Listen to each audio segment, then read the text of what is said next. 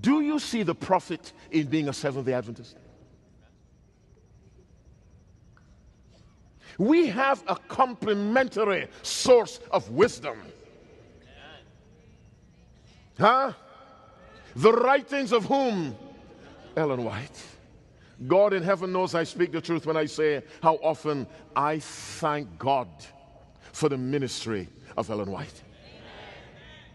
Let me say it again. On my knees, I say it in the hearing of a God who hates lies. I thank God for what he did through that woman. And the legacy of light, the inheritance of truth that has come down to us. We despise it. Studies have shown that one of the factors that contribute to spiritual growth among Adventists is reading the writings of Ellen White. Read the writings of Ellen White. Cherish that wisdom. You got your eyes on a girlfriend? Read messages to young people. Read letters to young lovers. Read Adventist Home. You're thinking of having getting married? Read Adventist Home. You want to bring a child into the world? Read Child Guidance. Not Joyce Meyer and T.D. Jakes and Benny Hinn and the others.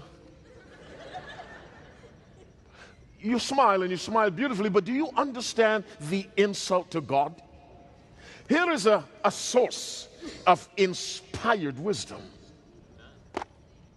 And we despise it and seek carnal knowledge.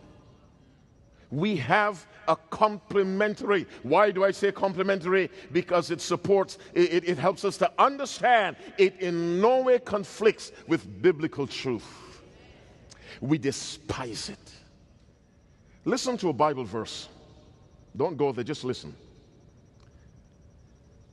Believe in the Lord your God, so shall you be established. Who can finish that?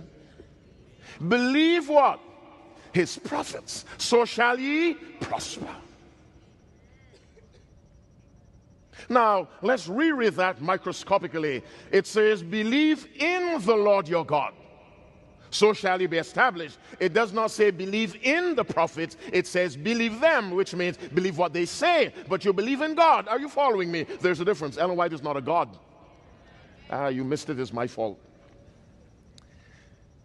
Believe in the Lord your God, so shall you be established.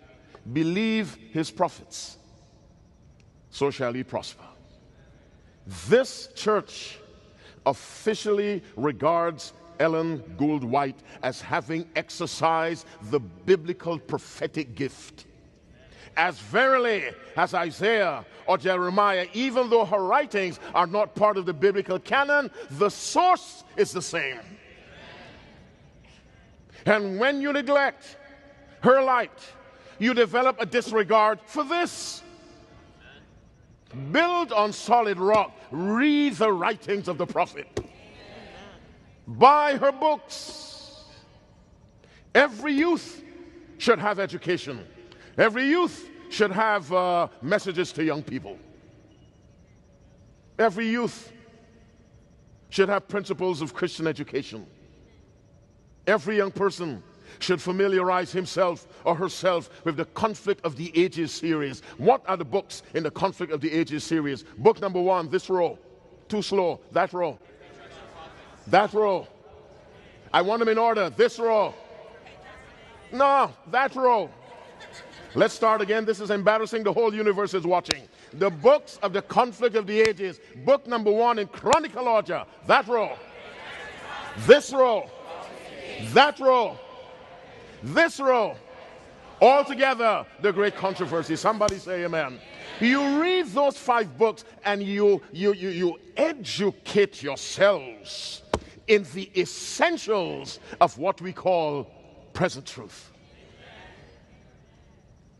But like Esau, we despise our birthright. We despise the health message. We despise Ellen White. We despise the Sabbath.